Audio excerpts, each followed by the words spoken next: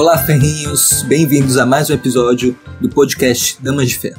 E hoje nós vamos dar continuidade nas discussões e nos debates do livro Hate, da Nadine Strossen. E é claro, para fazer esse debate, eu não estou sozinho. Eu conto com a presença da Stephanie. Olá, ferrenhos! Eu também conto com a presença do saudoso Jorge. Oi, pessoal. Bom estar aqui mais uma vez e vamos lá para mais um episódio. E, felizmente, também com a presença da Daniele. Olá, ferrenhos! E aí, como é que vocês estão? Bem, nosso episódio vai ser bem rico, mas antes de prosseguir, o que é que a gente vai conversar mesmo, Stephanie? Então, Gu, hoje a gente vai falar sobre o capítulo 4 do livro Hate.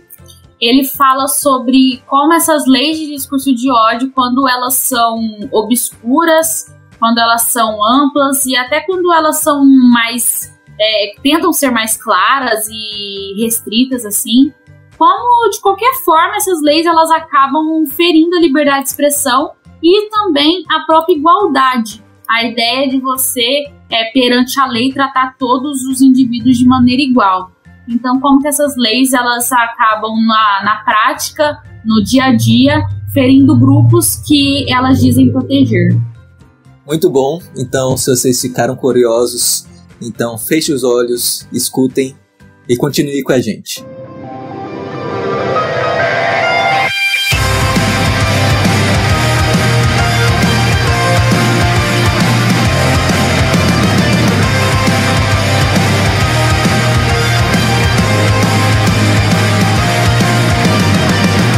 Bom, hoje a gente vai discutir o capítulo 4, que fala sobre a obscuridade frenética e da sua grandeza, que as leis de discurso de ódio prejudicam a liberdade de expressão e a igualdade.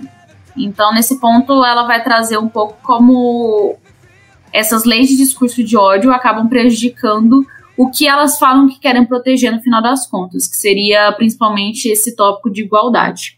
E principalmente, né, como que atinge a primeira emenda, que é relacionado, né, à liberdade de expressão. Aí, o que eu percebi nessa parte que ela traz é que as leis, elas são muito vagas. Então, o que você percebe é basicamente o que ela também mencionou no capítulo anterior, que a gente discutiu também, que não tem uma coisa muito bem estabelecida o que seria esse discurso de ódio. Não tem uma coisa muito clara o que é ofensivo, o que atinge uma outra pessoa, o que rebaixa, o que é desumano, até que ponto você deve punir isso. E ela traz justamente como que você deixar isso no poder você deixar isso como uma decisão do governo é algo extremamente negativo, porque pode ter excessos e isso pode ser usado com certeza como jogo político. E ela traz ao longo desse capítulo vários exemplos, inclusive, de leis de discurso de ódio que foram ultrapassadas, né, que foram abusadas pelo governo, principalmente na Europa. E ela menciona uma coisa muito interessante que a gente viu também com outras autoras, que é esse lance de, tipo, a Europa faz, aí monta um congresso lá, alguma coisa assim, uma conferência, aí faz um bando de países assinar aquilo, porque acha que aquilo é certo e boa, e aí fica pressionando os países que não fazem.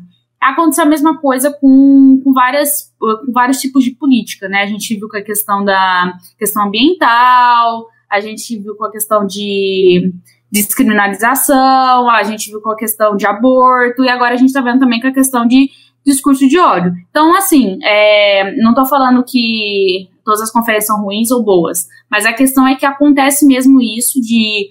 Às vezes alguns países europeus se reúnem, falam que aquilo é bom e eles começam a pressionar os outros países a assinar acordos para que aquilo seja colocado em prática e pressiona isso de uma forma um pouco negativa, começa a pintar quem não assina como malvadão e a gente vê muito isso. E aí ela pega esse gancho e traz para o discurso de ódio. Eu comentei porque teve já uma autora que mencionou isso com relação aos impostos, por exemplo, com relação à liberdade e outras consequências que isso poderia trazer, também que a Europa fez, né? Então, quando a Europa estava nesse lance de aumentar o poder do governo, aumentar as políticas assistencialistas, isso também foi feito, de pressionar, por exemplo, os Estados Unidos a também fazer isso. E aí que os Estados Unidos muitas vezes não cedeu, e eles foram vistos de uma forma ruim pelo restante do globo. Aí ela traz isso durante esse capítulo também. Eu acho interessante essa questão que você falou aí, sobre a Europa ela tentar, né, pressionar outros países a seguirem algumas segmentações, né, da qual ela adota, assim como outros tipos de política, né, que você falou. E quem critica muito isso são até muitos dos autores conservadores, né, como o Roger Scruton. Ele critica essa questão, essa idealização de organizações internacionais globais, como a ONU, como a União Europeia, que foi criada a partir de uma visão kantiana, né? Só que eles não levam em consideração que o Kant ele falava de uma constituição transcontinental, mas que teriam os países que participariam seriam aqueles países republicanos, né? E não é isso que a gente vê acontecendo no mundo, né? Países muitas vezes autoritários que, em tese, aceitam algumas imposições europeias na teoria, mas na prática a gente não vê esse cumprimento, né? Então acho que é muito perigoso essa questão de você ficar pressionando outros países a seguirem algo que algum grupo internacional que tem seus próprios interesses, né, a seguir também, desrespeitando totalmente a soberania desses países. Eu acho, só para reforçar mesmo. Inclusive, no livro do Hayek, O Caminho da Servidão, me corrijam se eu não estiver errado, ele, na verdade, era bem, assim, um pouco mais otimista quanto ao futuro das instituições globais mais unificadas, mas se ele tivesse vivido um pouco mais, ele perceberia o erro que ele teve ao pressupor isso, que na verdade aconteceu justamente totalmente contrário ao que ele previa, de que haveria um tipo de algo que é constante. Me fugiu o nome agora, mas que seja, depois eu lembro. Mas que nós estamos vendo agora meio que uma imposição dessa força conjunta dentre outros países, que não tem nada a ver com essa união, com esse conjunto de países. Então, quando falam de imperialismo, eu penso não tanto, assim, os Estados Unidos em si é alguma culpa, mas eu vejo muito mais nessas organizações globais e europeias principalmente do que isso. Então, é claro, não no modo como muitas pessoas da esquerda pintam, de uma forma muito mais contida e mais racional, mas ainda é possível ver sim, e essa pressão que fazem nas leis desses países no discurso de ódio também é visível em vários lugares também. E Gustavo, sim, só pegando um gancho do que você falou aí, eu concordo com você. Eu acredito que o Hayek ele não viveu tanto tempo assim para poder concretizar suas ideias, né? Enfim, com cenários totalmente diferentes de sua época, né? Não só o discurso de ódio, assim como a gente já foi falado aqui sobre outros tipos de política, né? Até mesmo questão de linguagem, que muitas vezes vem com muito mais força de lá para poder ser implementado aqui, né? Até através de filmes e séries, a gente consegue notar esse reforço, né, fora das mãos estatais. Então, quando a gente fala dessas organizações, não são apenas organizações por meio do Estado, mas sim também através de instituições privadas, e aqui eu não quero contestar, dizer que isso não seja válido, não possa, né, porque é um ambiente privado, mas, querendo ou não, essa imposição existe, e não só pelo meio estatal, né. Ela até traz, inclusive, mas eu vou deixar mais para frente, exemplo mesmo das redes sociais, né? E entra muito naquilo que também a gente comentou, que a própria autora, ela critica algumas ações. Esse é o ponto, né, da gente defender propriedade privada. Porque a partir do momento que a gente defende a propriedade privada, a gente defende que ela deve ser resguardada, mas isso não impede a gente de criticar caso haja. É justamente isso que a autora faz. Ela critica muitos posicionamentos, por exemplo, do Facebook e de outras plataformas que ela já menciona no início desse livro e também menciona ao longo dele, como que essas plataformas estão sem critério nenhum já barrando. Teve até, inclusive, um caso de um colega meu que ele usou um termo que, tipo assim, não, realmente, gente, não era nem um pouco preconceituoso. Só que, tipo, por ter um recorte, digamos, o radical da palavra remeter a algo que o Facebook interpretou como preconceituoso, ele foi, tipo, banido de fazer live e banido de fazer uma porrada de coisa no Facebook por causa disso. E não teve nem como ele se explicar, tipo, não tem nem brecha pra isso. Então, é uma coisa muito séria que tá acontecendo. Dizem também que o Instagram tá muito assim. E qual outra plataforma que também tá meio assim? Twitter é mais tranquilo com relação a isso, né? Eu não uso, mas vocês acham que é mais tranquilo com relação? É mais tranquilo? Não? Tá barrando também? Eu não acho, não. Eu acho que não acho. Eu bato palmas pra uma plataforma que eu não vejo censurar. Muito pelo contrário. Ela dá uma liberdade praticamente plena, né? Pra criação de vários grupos. Não. É o Telegram. Eu já vi grupos nazistas no Telegram. Nazistas do Brasil. Faz parte? Fascista. Então... Ele criou o grupo. Não. E assim, eu bato palmas para o Telegram. Pelo menos a censura lá não chegou ainda, né? E, gente, você querer proibir esses grupos de estarem em redes sociais, é o mesmo que nada. Eles sempre vão achar outro jeito de estar se comunicando. E um problema também aqui levantado do que a Esté falou é que as redes sociais, elas estão, mesmo sendo plataforma privada, empresas privadas, elas estão censurando alguns indivíduos por, enfim, muitas vezes pensar diferente, né? E sem ter o direito de se defender, né? De exercer a sua ampla defesa, vamos dizer assim. Então isso é perigoso demais, porque, como foi dito, se eu não me engano, no último episódio, essas big techs, elas são propriedades privadas, mas também elas estão sujeitas às leis dos países em que elas estão ali instituídas, né? Então temos que ter muita cautela quando a gente fala sobre isso e não achar apenas também porque é só propriedade privada que elas podem fazer o que quiser. E eu acho isso pertinente do que o que a Esté falou. Temos que tomar muito cuidado, observar, criticar muito, muito, muito isso, e para que isso não venha se impregnar cada vez mais, né? Mas se elas são propriedades privadas, elas não podem fazer o que ela quiser, ela tem que seguir o quê? Mas é como eu falei, as leis que elas estão sujeitas, né, daquele país, no caso. Então, quem não vive no Estado de Direito. Vamos lá.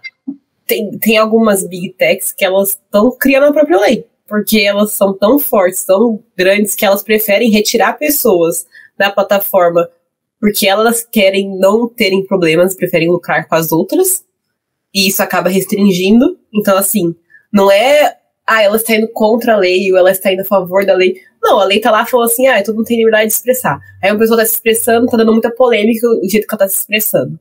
Aí a empresa vai lá e tira porque pra ela é mais benéfico. Tá falando que ela não pode fazer isso ou que ela pode? Eu não entendi o seu ponto de vista.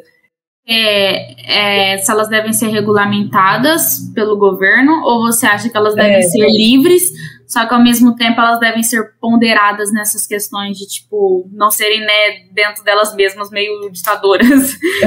Não entendi. Sim, seria essa última questão aí. E, enfim, regulamentadas elas já são, é esse ponto que eu trouxe aqui, entendeu? Elas já são regulamentadas, então elas têm que se sujeitar a essa regulamentação.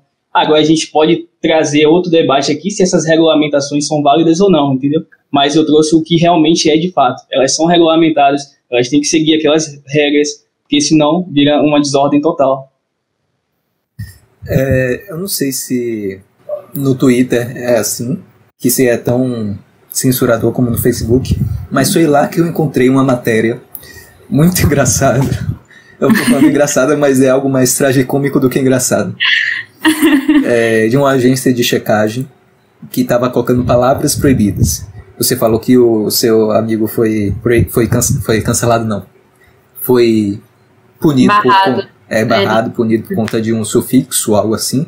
E no Dia da Consciência Negra, que deveria ser um dia muito importante, mas algumas pessoas ficam fazendo esse tipo de postagem de palavras que são proibidas porque teoricamente têm origens racistas, entre aspas. E aí tem várias palavras que quando você vê lá, na origem etimológica dela, não tem nada a ver com racismo ou algo do tipo, mas que agências de checagem, que são assim, mais livres pelo Twitter, assim, são, não sei se são autorizadas, se são de alguma forma alguma ligação com o Twitter, mas elas colocando fake news de palavras que são proibidas. Aí, por exemplo, o seu amigo coloca uma palavra dessa que não tem nenhuma origem racista,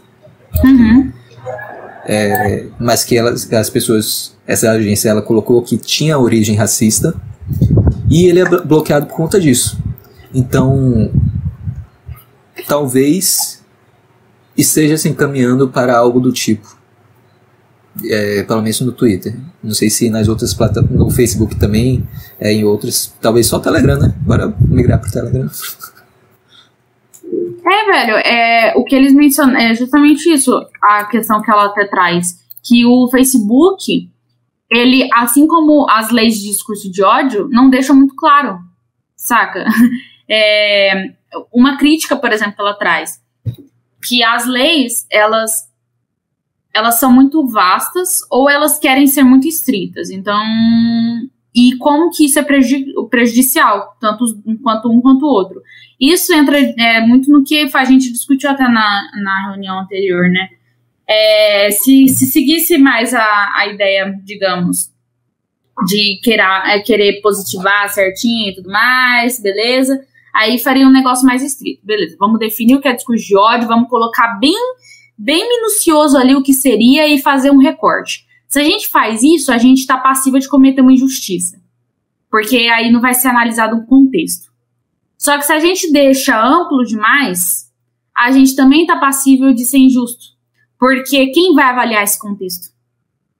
Então, tipo assim, aí ela traz realmente como que é absurdo você colocar uma lei de discurso de ódio, porque tanto as leis que são mais estritas, que você deixa mais certinho ali, bem minucioso o que seria, elas são passíveis de injustiça, e se você deixa elas mais amplas, elas também são passíveis de injustiça. Então, como no caso de você colocar discurso de ódio, né, que ela sempre coloca entre aspas, inclusive, discurso de ódio, como você querer colocar isso, barrar isso, censurar em formato de lei, como isso realmente não vai dar certo em nenhuma situação. E aí ela até menciona, como que a gente conserta isso? Seria aquele lance que a gente discutiu, seria através da situação emergencial, que aí realmente já tem essa brecha, que outras leis já entram nisso, se tem algum perigo iminente acontecendo, e a situação de neutralidade, quando é uma lei que realmente se aplica a todo mundo, aí é uma coisa bem certinha assim, e também já tem outras leis que cuidam disso, então não precisaria realmente dessas leis de discurso de ódio. Então é legal que nesse capítulo ela fala que não tem como nem você deixar uma lei muito estrita com relação à lei de discurso de ódio, nem você colocar ela muito ampla, porque não vai dar certo. E depois ela até traz que muitas pessoas, elas não estão mais usando o termo, tipo assim, eu não tô propondo aqui uma lei de discurso de ódio. Eles estão usando o termo de dignidade da pessoa humana. Estão usando o termo de, não, isso tá ferindo a dignidade da pessoa, não, isso tá tratando a outra pessoa como desumana. Enfim, eles estão usando palavras que são similares para que eles consigam passar leis que, na verdade, são leis de censura, são leis de discurso de ódio. Então, o pessoal que defende essas leis de discurso de ódio estão sendo muito espertos nesse quesito, porque eles estão, como a gente vê também com muitos movimentos de esquerda no geral, eles estão manipulando a linguagem para conseguir chegar no objetivo deles. E isso é bem problemático, e eu trago até para a situação do nosso país. Eu não sei vocês, mas eu já vi realmente muito em aula quantos professores defendendo atitudes que eu julgo até autoritárias em prol dessa dignidade da pessoa humana.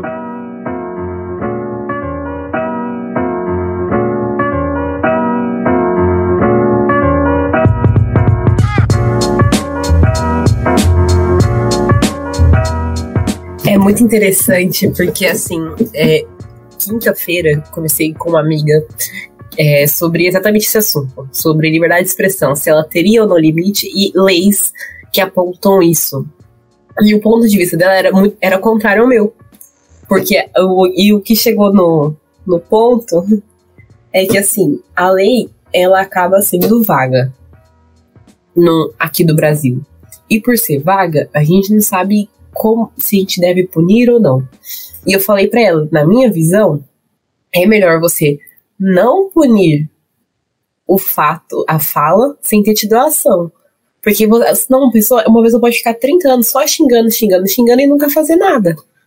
Do que você antecipar um crime,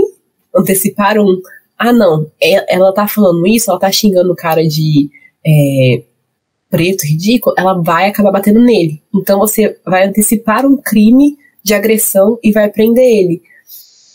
E essa minha amiga, ela falou que ela é homossexual e ela prefere que a pessoa seja presa, tipo assim, ela prefere que essa pessoa que fale antes de ter o ato punido, que seja presa pela segurança dela.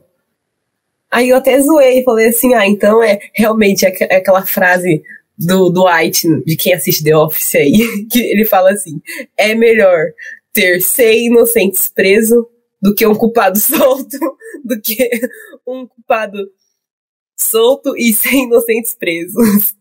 Inclusive vai prender todo mundo do Twitter, então. Exatamente. Vai fechar a empresa por causa disso. E nessa discussão que a gente tava tendo era tipo assim, ela falando que ela prefere isso porque ela tem medo da vida dela. Entendeu? Então foi por uma atitude egoísta que ela prefere ter esse resguardo. Eu falei assim, mas até qual o ponto de você achar que você vai ser resguardada por quem tá no poder? Porque é quem tá no poder que vai ditar o que é o que não é fala de discurso de ódio ou não. Porque se você inverte os valores, por exemplo, eu tenho a minha fé. E se eu não pudesse professar minha fé, se eu não pudesse falar, não, então, eu acredito em Deus, e só de falar isso fosse considerado um crime e eu fosse perseguida. E aí a minha amiga falou assim, não, mas isso aí é errado. Eu falei, mas isso acontece já em outros lugares. A pessoa não pode falar, porque pra ele já é considerado crime. É um poder muito grande que você coloca, ainda mais de alguém que vai te oprimir de cima. Enfim. Exatamente, Dani. E aqui vale a gente fazer uma reflexão do que seria respeito e tolerância, né? Acho que eu já conversei com o Gustavo sobre isso, e eu gosto muito do que o John Locke, né, ele escreveu, e do que ele quer dizer, principalmente numa época em que a igreja tinha uma força muito grande, né, e principalmente pela importância dele em querer fazer essa separação do Estado, né, com a igreja. Ele diz que tolerância e respeito não são a mesma coisa. Existem religiões que não respeitam outras religiões porque acreditam que essa outra religião é o mal em si, né? É a essência do mal, é o mal encarnado. Um cristão não vai respeitar um satanista pelas suas obras, por exemplo. E aqui eu não estou demonizando nada, né? Apesar que eu acho que demonizar... Isso foi uma referência? É meio que satanofóbico, sei lá. Mas não pode demonizar satanismo, já que Satã... Eu não sei, eu tô tentando, sei lá, não ser cancelado. Mas entendem o que eu quero dizer? É que o respeito e a tolerância, elas não são a mesma coisa. A tolerância é a gente se tolerar, conviver de forma harmoniosa na sociedade. Então, eu acho que vale muito a pena a gente refletir sobre isso. E o Nietzsche mesmo, parafraseando ele, né? Se você tem respeito por todos, ou respeito por tudo, você não tem respeito por nada, né? Se algo é tudo, essa coisa não é nada. Eu acho que foi a T3K, foi ela? Acho que foi ela que gravou um vídeo, inclusive, sobre isso, sobre essa questão de respeito. Porque realmente as pessoas, elas tendem a relacionar muito os dois termos. Mas, igual a gente já até mencionou aqui, realmente no Damas, numa discussão que a gente teve sobre essa questão de tolerância, né? A gente fala mal, por exemplo, de esquerdista, a gente xinga e tudo mais, Só que, lógico, isso não quer dizer que, caramba, eu queira pegar numa arma e atirar no esquerdista, entende? Isso quer dizer que... Não vamos fazer isso. Não vamos... Isso quer dizer que, beleza, eu tô num ambiente, sei lá, da minha faculdade. Tem umas pessoas ali que realmente, tipo, é chato de conviver. Às vezes realmente não é uma pessoa que é agradável de conversar. É uma pessoa que dificilmente eu vou sair junto. Só que, tipo, eu respeito a ideia, né? Eu respeito a ideia da pessoa poder frequentar o ambiente, da pessoa ter a liberdade dela de falar o que ela quiser sobre o que ela acredita. Então, é mais nesse sentido, né? É mais o respeito à liberdade do que o respeito à pessoa quando você fala de tolerância. Respeito o posicionamento, mas acho o posicionamento burro. É bem isso. Ela até traz, a autora ela traz no livro, inclusive, que é bem engraçado. Acho que deixa eu pegar aqui o nome. Que a Comissão Europeia contra o Racismo e a Intolerância chegou, né, chegou na Europa e falou, gente, vocês têm que fazer leis que não sejam, né, tão amplas e tal, que sejam leis que sejam claras e precisas. Foi aí que ela pegou o gancho de até leis que seriam claras e precisas não poderiam levar à justiça. Porque até essa comissão, né, que cuida dessa parte, quando elas foram definir o que seria discurso de ódio e como que deveria ser leis de discurso de ódio serem claras e precisas, eles não foram claros e precisos. Aí ela começou a falar, isso é muito irônico, porque realmente pedir isso e não ser é bem complicado. Enfim, aí vocês querem comentar mais alguma coisa ou a gente pode ir passando? Pode ir passando? Eu acho que você já deixou bem explícito aí todas as incoerências.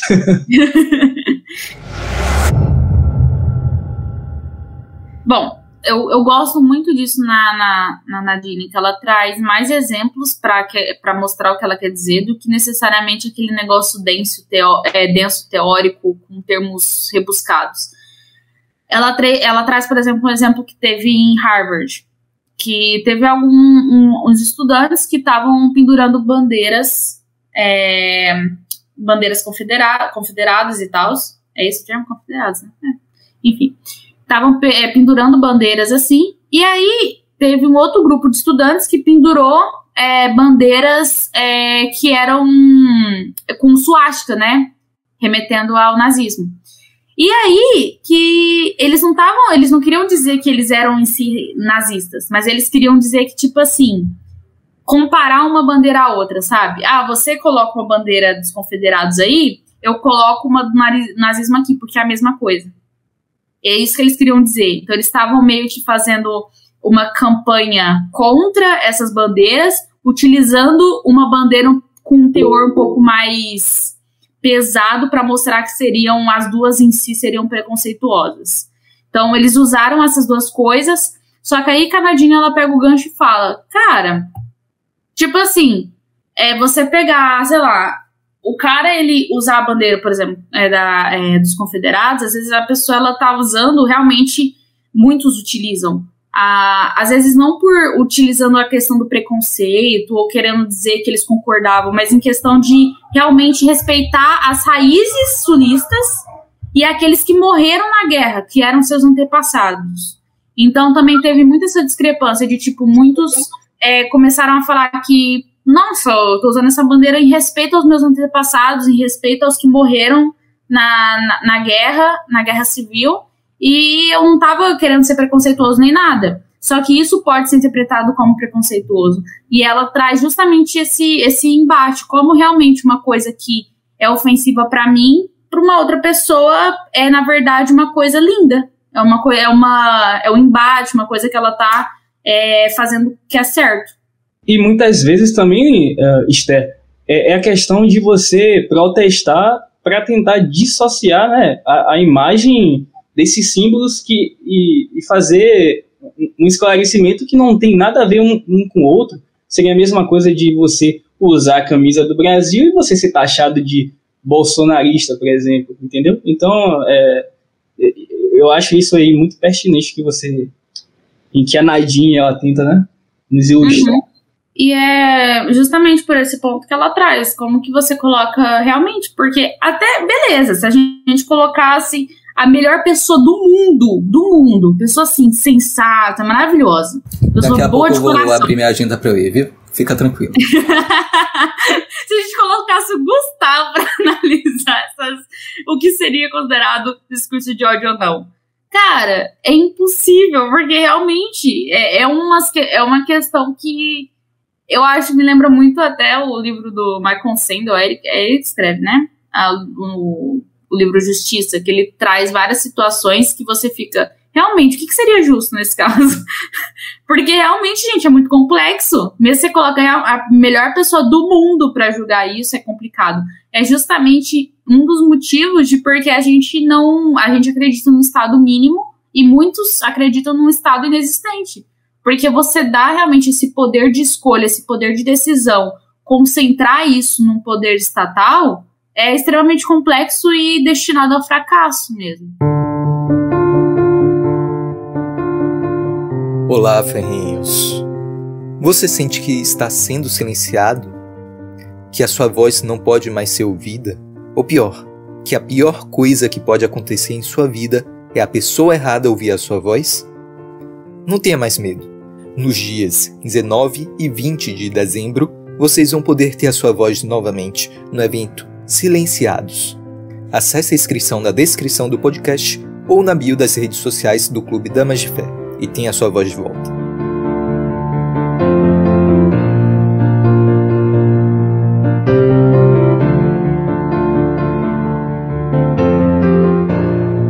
Eu tô no subtítulo de, se vocês estiverem acompanhando, o Perseguindo a Dissidência agora. Ela traz agora esse aspecto de como que aquele lance lá de você deixar para o governo decidir o que seria discurso de ódio, como isso pode ser uma perseguição à dissidência, né? A perseguição a realmente a opinião contrária a quem ataca medidas que o governo toma. Eles trouxeram, por exemplo, que teve uma lei britânica da década de 60, que ela já tinha esse teor de ser uma lei contra discurso de ódio. E é irônico, porque ela foi criada justamente para defender, ela tinha o discurso de defender grupos minoritários, e aí um homem negro, ele meio que foi meio agressivo, né, no sentido das palavras, ele amaldiçoou um policial branco por uma ação que esse policial tomou. Não sei, isso não é solicitado. Mas é isso, cara, o cara, tipo, teve alguma ação ali, e aí um homem negro, ele, né, amaldiçoou um policial branco, deve ter falado alguma coisa ali amaldiçoando o cara, e ele foi punido por isso. Punido logo em seguida, né, tipo, por essa lei que ela foi justamente colocada em defesa de grupos considerados minoritários. E a população negra entra nesses grupos minoritários que a lei dizia proteger. E justamente são os que mais são perseguidos por essas leis, é muito zoado. Eles também trazem um outro exemplo aqui sobre do movimento de libertação negra, que estava bem ativo na década de 60, e que um dos líderes foi condenado à prisão por um discurso onde ele condenava a discriminação que tinha com relação a alguns brancos. E aí ele foi preso por isso. Justamente por essa lei de discurso de ódio, porque o teor que ele falou contra a atitude de alguns brancos, né, ele foi considerado discurso de ódio e ele foi preso. Então, justamente, como que essas leis elas são usadas com essa camuflagem de defesa de grupos minoritários, só que, na real, persegue essa galera. Outra lei que também, né, meio que também foi uma lei britânica, que deu ruim, foi um cara que, tipo assim, ele criticou algumas ações de soldados britânicos com relação à guerra, porque dizia que... na verdade, ele fez uma postagem no Facebook. Eu vou ler para vocês. O que ele falou assim: no Reino Unido, o discurso de ódio passou a incluir críticas mordazes aos soldados do Reino Unido lutando na guerra. Que ele citou em 2012 que quando ele postou no Facebook que algumas palavras fortes com relação aos soldados britânicos, tá vendo? Palavras fortes. Aí eles definiram que essas palavras estavam ofendendo muitos soldados britânicos e foram lá e prenderam o cara. Porque eles realmente falou que esses soldados eles estavam tendo atitudes discriminatórias na guerra com relação aos muçulmanos. E, na verdade, né, ele tomou no cu dele. Então, assim, os muçulmanos lá, que são minorias, que deveriam ser protegidos, ele foi lá, falou que os soldados britânicos estavam tendo algumas atitudes um pouco agressivas e violentas com os afegãos na época da guerra, e ele foi lá e ele foi preso por falar isso no Facebook, em 2012. Então, a gente vê meio que uma tendência, né? A mesma coisa que aconteceu com a lei britânica da década de 60, acontece até hoje, em 2012, e até agora, né, em 2021, certeza. Então, ela meio que tira essa ideia de tipo, a gente tá aqui protegendo minorias. Na verdade, não. Na verdade, eles estão usando isso para acabar com discursos que vão contra o governo. É simplesmente. Outra coisa que ela menciona, ela pega esse gancho que teve com essa lei britânica e ela fala que está acontecendo nos campos das universidades dos Estados Unidos. Que tem algumas universidades que estão aplicando isso. Uma delas foi a Universidade de Michigan. Aí ela fala que na década de 80... é muito engraçado, porque a lei ela entrou em vigor no início da década no início do ano de 88, e ela já saiu no final de 89, porque realmente deu meio ruim. O que ela fala? Teve um processo que a universidade ela foi forçada a divulgar informações sobre como ela lidava com esse código. A mesma coisa da questão do Facebook. Tipo, eles estavam aplicando uma lei de discurso de ódio ali, só que eles não falavam os critérios. Só saía lá, e fulano de tal foi punido por isso. Fulano de tal foi punido por aquilo lá. E, tipo, eles não estavam divulgando que critérios eles estavam estabelecendo, ou igual o Hugo comentou que o Twitter estava colocando palavras-chave. Não, eles não estavam realmente mostrando o que seria discurso de ódio para eles. Eles só estavam punindo a galera sem divulgar isso. E aí eles foram forçados a dar essas explicações. E aí eles viram que realmente tinha muita coisa errada nesse código de Michigan, como ficou conhecido. Então, na ideia aqui que eles mencionam, teve mais de 20 casos de brancos acusando negros de fala racista. Então, no final das contas, eles estavam, mais uma vez, usando uma lei que eles diziam que defende grupos minoritários na universidade, e, na verdade, era o contrário. Na verdade, a maior parte das acusações eram de brancos contra negros, e quem sofria com isso eram os negros. Justamente, também o que ela menciona, né? Às vezes você tá no embate ali com a galera, aí um fala um negócio mais violento, o outro também, só que eu acho que entra muito no que ela fala de, mais discurso de embate ali, de opiniões, que lógico, no calor do momento, às vezes você fala asneira, você deseja até a morte da pessoa, só que não necessariamente você quer aquilo. Entra também no que a Dani falou. Você falar uma palavra um pouco mais forte, um pouco mais agressiva, não quer dizer que você vai matar a pessoa realmente, ou você vai tomar uma atitude extrema. Mas eles levavam isso em conta. Então, qualquer embate que tinha, qualquer palavra minimamente agressiva que eles consideravam, eles iam lá e denunciavam. E, no final das contas, denunciavam mais a população negra dentro da universidade. Seria muito interessante saber qual seria o espectro ideológico dessas pessoas que são mais acusadas, né? E justamente, Gustavo, assim... Fazendo aqui o papel do advogado do diabo, aí eu faço o questionamento para a Esté e para quem quiser responder. Se isso fosse feito aqui no Brasil, toda essa situação que você acabou de falar, se teria os mesmos efeitos. Na minha opinião, eu acho que não, né? Visto que algumas situações parecidas como essa tendem sempre a favorecer mais aqueles que são de um setor mais progressista, vamos dizer assim, ideologicamente falando. Eu acho que no Brasil o que acontecer ia ser basicamente aquilo que a gente menciona até da própria democracia, né? Ia acabar sendo uma ditadura da maioria mesmo. Então, se você tá numa universidade, muitas vezes, sei lá, você tá... Não, na minha sala, claramente, eu ia me fuder. Claramente. Mas isso ia acontecer. Pô, você pega a Universidade Federal. Vai no... Coitado da Thay. Vai no curso de uma Universidade Federal de Ciências Sociais. Vamos ver lá quem ganha, né? Se você colocar uma lei de discurso de ódio. Mas é engraçado. Isso que eu mencionei desse caso, por exemplo, teve 20 acusações e tal. Só que, só pra vocês terem uma ideia, só 2 foram consideradas em si racistas. Só 2. Então, de, 20 acusações, só 2 foram consideradas em si racistas e a gente nem sabe se eram mesmo, porque foram consideradas. Consideradas por quem? Tem sempre isso. E as outras eram simplesmente com algum teor discriminatório.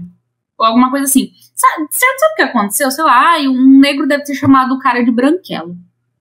E é isso. Ou vice-versa.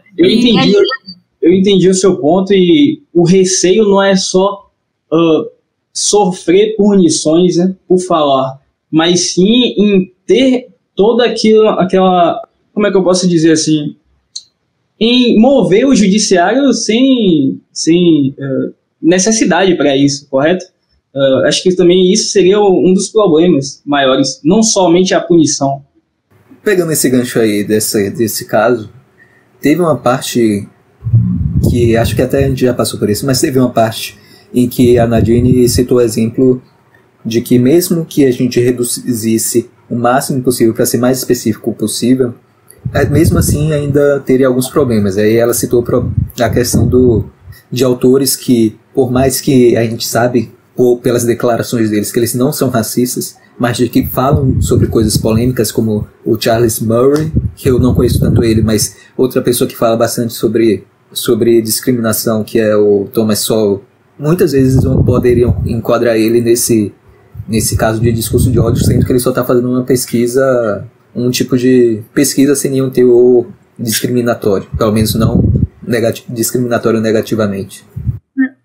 Também entra muito naquilo, né, de não sei, eu sou muito dessa opinião, um pouco o Google vai saber da Tatiana, mas de separar muito a obra do autor, sabe, porque realmente, se a gente for levar isso muito em conta, quantas obras a gente não perderia por causa de um autor, sabe? Se a gente for pegar pra censurar e tudo mais, e relacionar uma coisa com a outra, não sei, isso também é bem problemático, relacionado com o que ela falou. E aqui, esses 2 casos que ela relaciona, que foram considerados, só pra vocês terem uma noção, realmente, como que a gente sabe, será que foi mesmo, esses 2 casos? Ela fala, um aluno negro foi punido por usar o termo white trash em uma conversa com um aluno branco. E no segundo caso, surgiu uma discussão em um pequeno grupo, liderado por professores, no início de um curso de odontologia pré-clínica. E a ideia era identificar as preocupações dos alunos. E um aluno disse ter ouvido de seu colega de quarto, que era um grupo, que era parte de um grupo minoritário, que os alunos de minoria tiveram dificuldade no curso e não foram tratados com justiça. A professora da faculdade, que era negra, questionou-se de que o estudante a estava acusando de racismo. Olha que loucura. Vocês entenderam o que aconteceu? O cara, ele dividia quarto com um cara negro. E o cara falou assim, olha, eu acho que a gente não foi tratado com tanta justiça aqui dentro.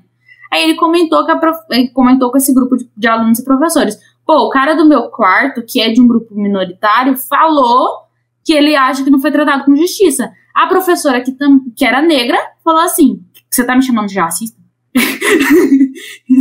Gente, olha o rolo. Tá, eu não entendi. Tá, ela perguntou se tava chamando ele de racista, aí acusou ele? Não, ela se queixou de que o estudante já estava acusando de racismo. Velho, que rolo, né? Realmente é bizarro.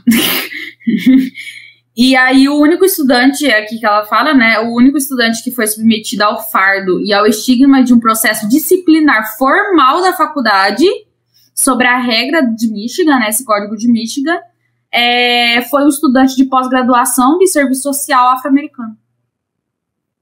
Ele foi o único prejudicado.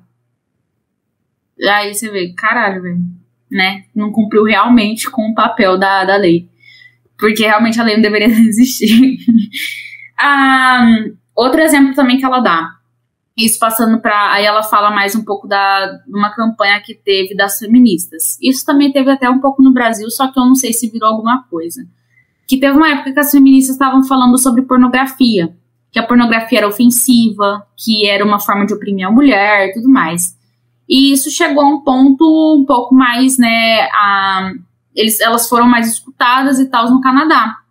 E aí que a pornografia lá foi considerada misógina e tudo mais, que ela foi considerada que trazia um pouco dessa visão de opressão à mulher e tal, e aí que teve um pouco mais de censura com relação a isso. Eu acho que eles não chegaram a proibir totalmente pornografia ou algo assim, mas barraram um pouquinho por causa dessa campanha que teve feminista. E aí parece que teve até um exagero, né? Aí justamente uma coisa que por si só eu já considero errado, né? Você barrar a pornografia com essa ideia de misoginia, mas tudo bem. Mas beleza, vamos encarar que isso realmente trazia uma visão e deveria ser censurado. Show. Aí aconteceu, foram ouvidas. Só que depois elas mesmo reconheceram que passou um pouco do limite, porque começaram a analisar e chegaram à conclusão que qualquer manifestação de intimidade, não só de sexo, que manifestasse algum teor sexual, já traria aspectos negativos e já estavam trazendo para esse aspecto de realmente censurar até isso, sabe? Coisas que mostravam algo mais íntimo, algo relacionado a questões sexuais. Então, vocês estão vendo que, tipo, já foi aumentando o nível ali da régua, sabe? Nível não, né? Tava diminuindo já o nível da régua para o que seria considerado um discurso de ódio ou não. Então, o negócio ali já ultrapassou o que por si só a campanha tava falando. Aí beleza, aí depois ela traz a ideia das redes sociais proibindo o discurso de ódio, que é aquilo que a gente já mencionou, a questão do Facebook, de outras redes sociais que barram pessoas de falarem, que realmente dão ban na pessoa ali, não deixam ela fazer postagem, não deixam elas falarem algumas coisas. Eu vi que estava acontecendo isso com o Instagram com relação à vacina, não estava? Que alguns termos que você usasse, eu não lembro quais, quem lembrar aí, alguns termos eram barrados mesmo, seu stories cair ou algo assim. Eu vi alguns influencers reclamando com relação a isso. Mental, mais ou menos esses assim. Essas paradas. Então... Quando você coloca... tem algo falando sobre a palavra vacina, já aparece a mensagem já da OMS lá. Bizarro. Só isso aconteceu muito no YouTube, quando eu tava vendo o corte daquele podcast do Sérgio alguma coisa, que tem um podcast de ciência, em que ele tava falando sobre os erros dos caras da Terra plana. Apareceu um grandão assim, quase tampando a tela. A Terra plana é uma teoria antiquada e blá blá blá blá blá. Cara, eu só tava querendo ver os erros deles, eu não quero que o pai Wikipedia, o pai Google me mostre o que é. Deixa que eu... eu sei que a Terra é redonda, gente, calma lá. Eles trouxeram um exemplo, por exemplo, de às vezes assim, até a comunidade gay às vezes usa o termo comunidade gay, lésbica e tal, né, LGBTI, enfim. Esse povo LGPD. LGBTQIA+. Nossa, perdão, não é por mal, eu confundo. Mas enfim. Super normal. Só que eu tava pegando a disciplina de direitos humanos e o professor falava tanto isso toda hora que eu acabei não esquecendo. Mas tá errado, você sabe que mudou já, né? LGBTQIA+.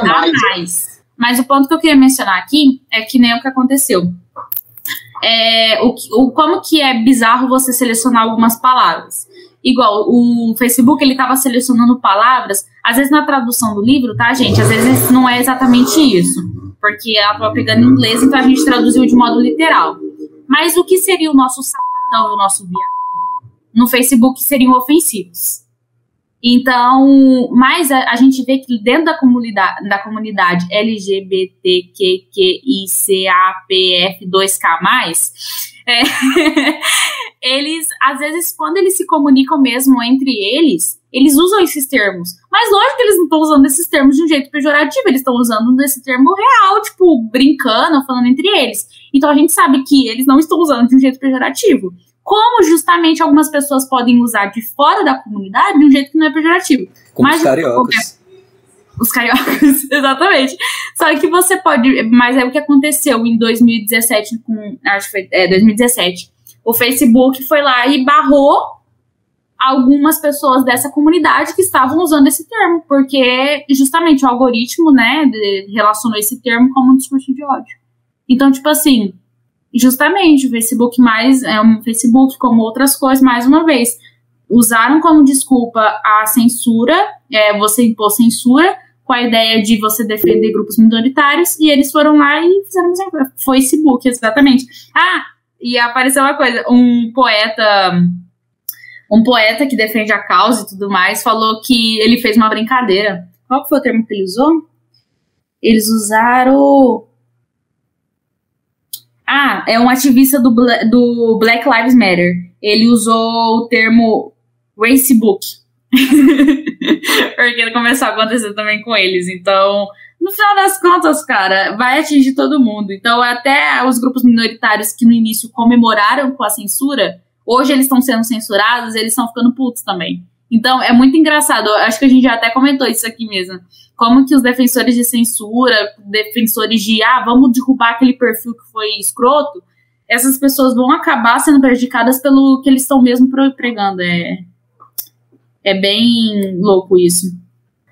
Depois ela parte para a ideia de relacionando isso com democracia, né? A gente bem sabe que a ideia da democracia é a discussão. Então, discussão ali de ideias.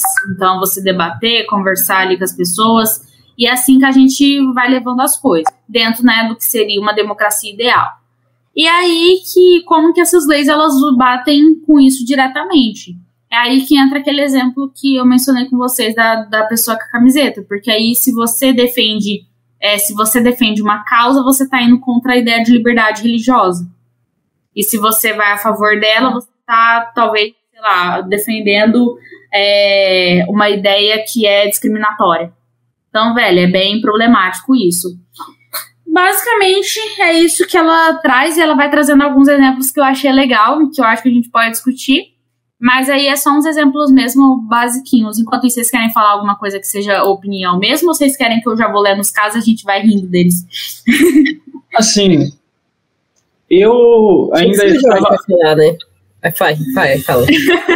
Eu ainda estava um pouco cético em relação a, sei lá, a ter alguma possibilidade de você chegar a regulamentar, sabe? E dar certo. Mas... trabalhando principalmente em cima desse capítulo aí, eu não vejo como realmente você querer regulamentar, né, criar uma lei padronizando e proibindo que seria discurso de ódio, funcionasse, né? Eu sinceramente, agora mesmo, eu não consigo enxergar em nenhum cenário alguma possibilidade disso dar certo. É uma leitura essencial, acho que todos deveriam ler, principalmente os donos das Big Techs. A verdade é que não tem nenhum jeito do mundo dar certo. Ele já deu errado desde o início.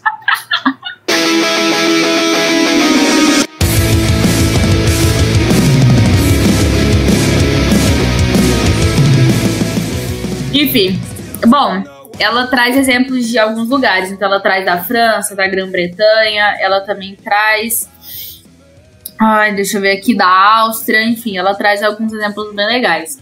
O primeiro é da França, do Bob Dylan. Eu achei isso engraçado. Enfim, o Bob Dylan, ele foi acusado criminalmente por declaração em entrevista, numa entrevista para uma revista, e ele estava dando essa declaração e aí ele foi acusado criminalmente por ela.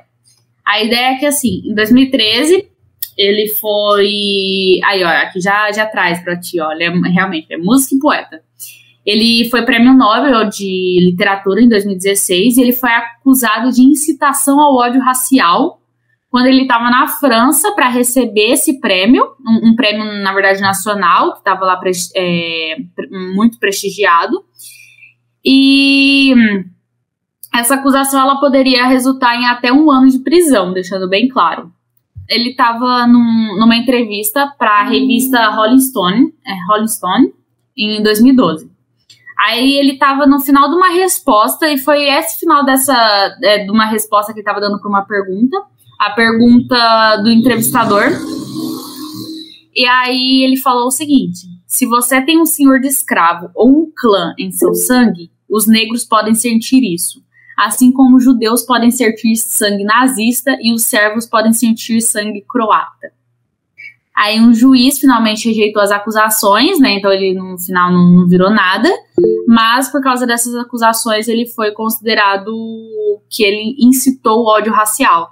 Porque ele falou que, né, esse lance de você... Se você tem uma questão histórica bem forte contra, você meio que sente isso. É isso. Ele falou isso e ele foi acusado criminalmente. Enfim, aí depois na Grã-Bretanha teve um candidato ao parlamento que ele foi preso, ao parlamento no caso europeu, né, que ele foi preso durante um discurso de campanha porque ele citou o Churchill. Deixa eu ver aqui. Ele citou um trecho que é: o fato de que na lei de Maomé toda mulher deve pertencer a algum homem como sua propriedade absoluta, seja como criança, uma esposa ou uma concubina, deve atrasar a extinção final da escravidão até que a fé do Islã deixe de ser um grande poder entre os homens. E aí o que acontece é que teve uma forte denúncia para a prisão dele, de algumas pessoas. Também, né, lógico, teve alguns policiais que chegaram a, durante o discurso, investigar o crime, porque eles chamaram e tal, então interrogaram ele, fizeram uma porrada de coisa, e 2 meses depois a polícia foi lá, conversou com ele, e aí eles decidiram não prosseguir com as acusações, mas rolou todo esse BO, porque ele citou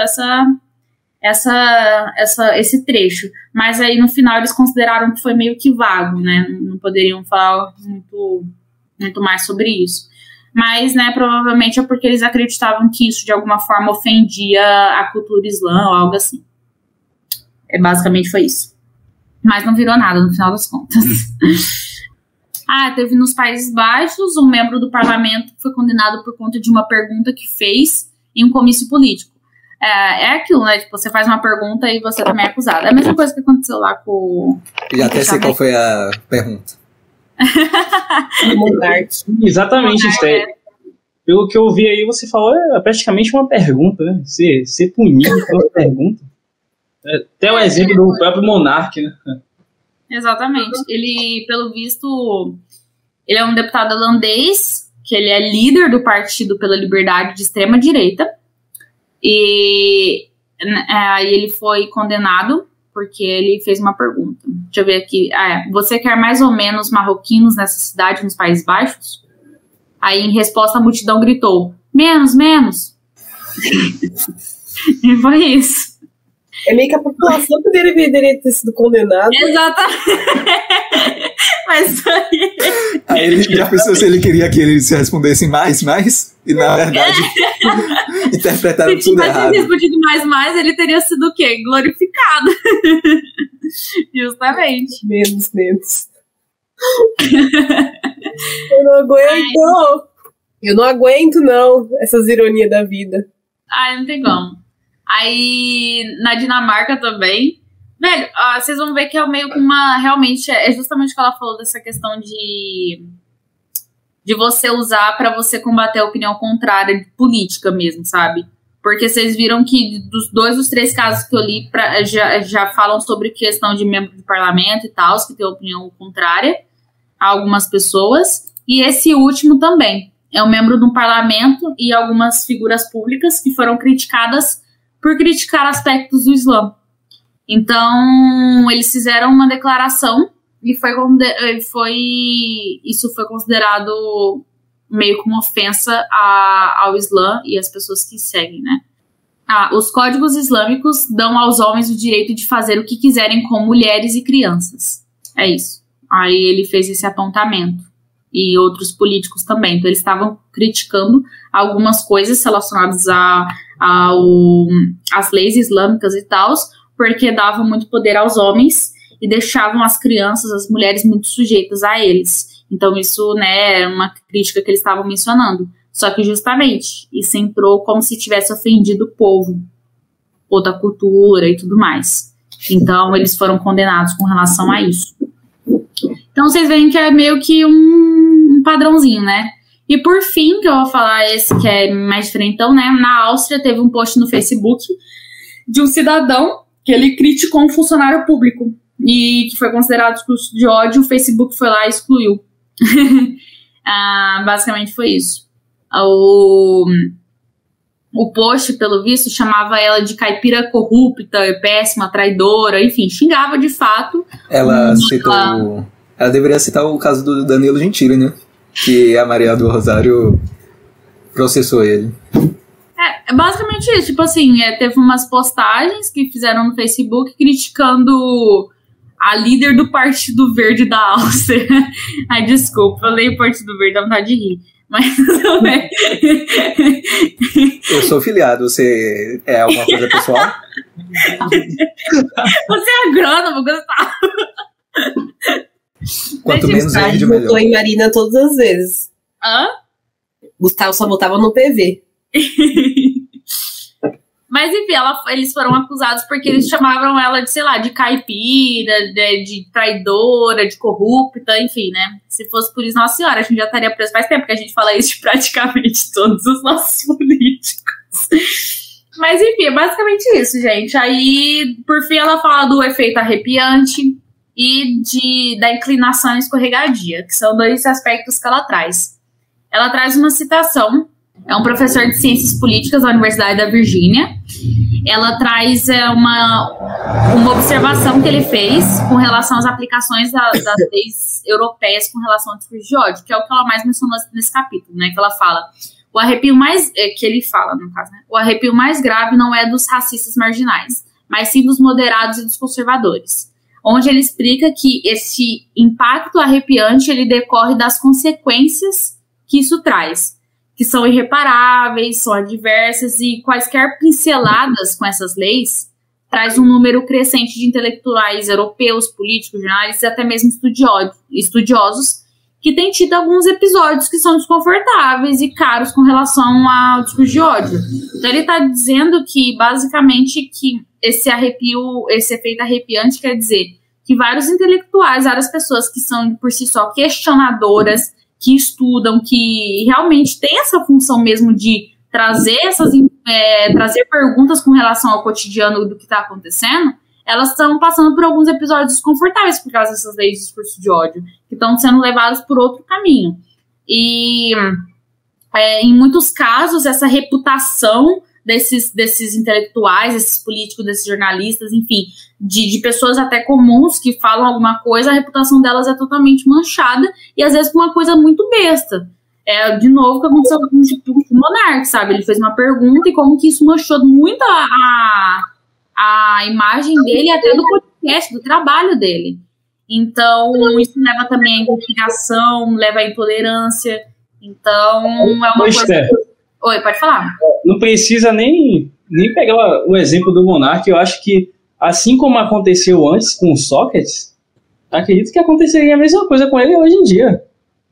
Concorda comigo? Ser condenada pelo simples fato de questionar, né? De falar.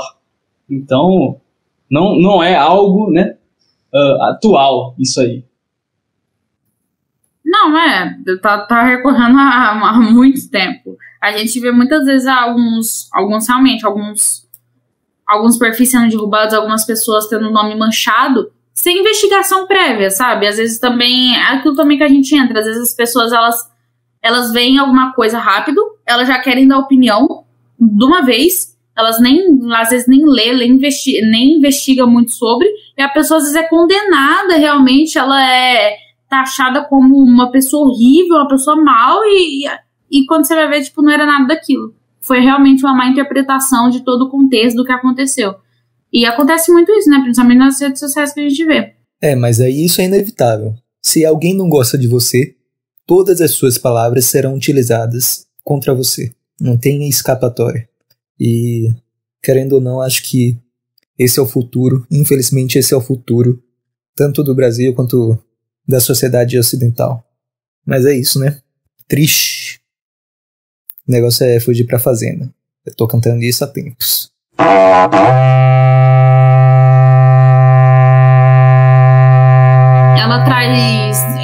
como último tópico do capítulo, a inclinação escorregadia, onde ela basicamente resume o que ela falou.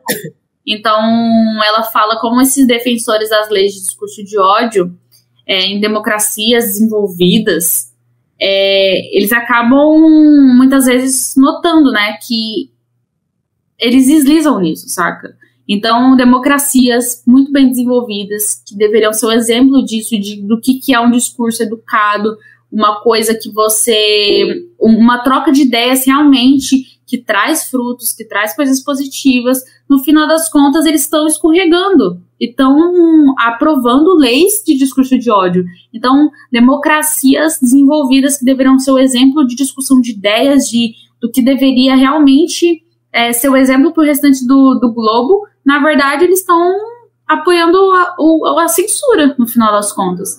E ela fala como que isso realmente é triste, porque eles estão caindo muitas vezes para medidas que são características, na verdade, de regimes totalitários, né, de regimes autoritários. Porque a primeira coisa que um regime autoritário faz quando chega no poder é justamente eliminar a concorrência, né, eliminar a opinião contrária, censurar. E é isso que essas democracias que se dizem desenvolvidas estão fazendo, a mesma atitude. É basicamente isso, gente, que ela traz nesse capítulo. Como eu falei, o capítulo 4 ele é bem extenso, porque ela traz muitos exemplos que eu achei legal a gente discutir, porque são bem absurdos e acontecem até no nosso país. Deu para desenvolver bem um capítulo. Eu também acho. Porque, diferente da outra parte, do outro pensamento, ela traz exemplos com fatos concretos. Elucidou muito essa altura aí. Não devemos regular. Sim, não devemos mesmo. Mas isso aí a gente já sabe. O negócio é os poderosos reconhecerem isso, mas aí já é outra história, outra coisa. Então acho que é isso, né, gente? Finalizamos por aqui, por hoje. Esse capítulo 4 foi muito bom, porque elucidou muito essas palavras proibidas, essa questão da abrangência das leis em comparação com as leis até mais específicas e que, no final, não importa nada, tudo vai prejudicar de alguma forma essas leis com direcionamento para o discurso de ódio. Então, é isso. Muito bom papo. E beijão. É isso, pessoal. Beijo, bom domingo pra vocês. Até semana que vem, com os próximos capítulos. Tchau. Até logo!